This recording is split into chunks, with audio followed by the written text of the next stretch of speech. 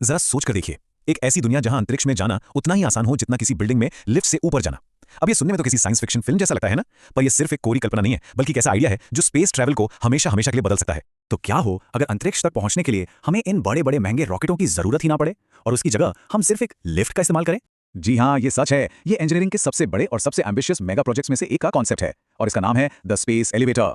तो चलिए आज इसी कमाल के आइडिया को थोड़ा और समझते हैं कि आखिर ये काम कैसे करेगा। अब किसी भी बड़े प्रोजेक्ट में मुश्किलें तो आती ही हैं, और यहाँ पर जो सबसे पहली और शायद सबसे बड़ी चुनौती है वो है केबल। जी, वही केबल जो हमारी धरती को सीधे स्पेस से जोड़ेगी। और यकीन मानिए, इस चुनौती का जो स्केल है वो सच में दिमाग घुमा देने वाला है। तो ये केबल कितनी लंबी होगी? ये शुरू होगी धरती के इक्वेटर यानी भूमध्य रेखा से और जाएगी एक स्पेस स्टेशन तक, और इसकी लंबाई है पूरे 35,000 किलोमीटर। जरा अंदाजा लगाइए, ये लगभग धरती का एक पूरा चक्कर लगाने जितना है एक अकेली केबल। और यहीं पर असली प्रॉब्लम शुरू होती है। सोचिए, इतनी ज्यादा लंबाई पर जो दुनिया का सबसे मजबूत स्टील होता है ना, वो भी अपने खुद के वजन से ही टूटकर बिखर जाएगा। तो अगर स्टील भी फेल है तो फिर आखिर वो कौन सी चीज है जो इस नामुमकिन से लगने वाले काम को मुमकिन बना पाएगी?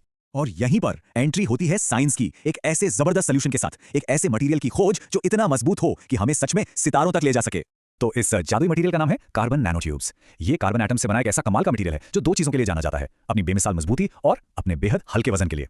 अच्छा, अब जरा दोनों को आमने सामने रखकर देखते हैं। स्टील और कार्बन नैनोट्यूब्स में सच में जमीन आसमान का फर्क है। देखिए, एक तरफ है भारी भरकम स्टील जो खुद के बोझ तले ही दब जाएगा, और दूसरी तरफ है ये नैनोट्यूब्स जो इतने हल्के और इतने मजबूत हैं कि यकीन करना मुश्किल हो जाए। मतलब इस काम के लिए इससे परफेक्ट और कुछ हो ही नहीं सकता। अगर इसे और आसान भाषा में समझना हो तो कार्बन नैनोट्यूब्स स्टील से 100 गुना, जी हाँ 100 गुना ज्यादा मजबूत हैं। सोच सकते हैं, यही वो सुपर मटेरियल है जिसकी हमें इस जबरदस्त प्रोजेक्ट को सच करने के लिए जरूरत थी।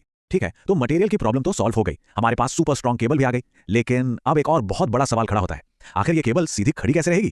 मतलब ये हवा में ऐसे कैसे टंगी रहेगी, वापस धरती पर क्यों नहीं गिर जाएगी? भाई, ये कोई बिल्डिंग या टावर तो है नहीं जिसे जमीन से सपोर्ट मिला हो।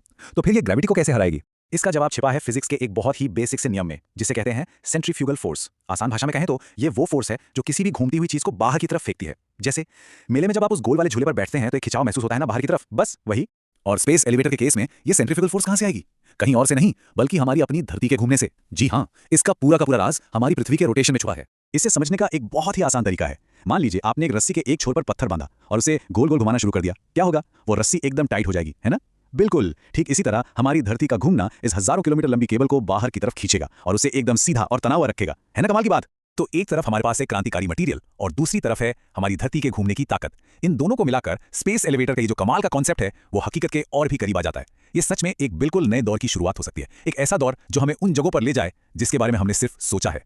तो अब सबसे बड़ा सवाल यही है, इंजीनियरिंग का ये जबरदस्त सपना हमारी असलियत कब बनेगा? खैर, ये तो एक ऐसा सवाल है जिसका जवाब सिर्फ आने वाला वक्त ही दे सकता है, पर एक बात तो पक्की है, भविष्य के लिए ये एक बेहद रोमांचक आइडिया है।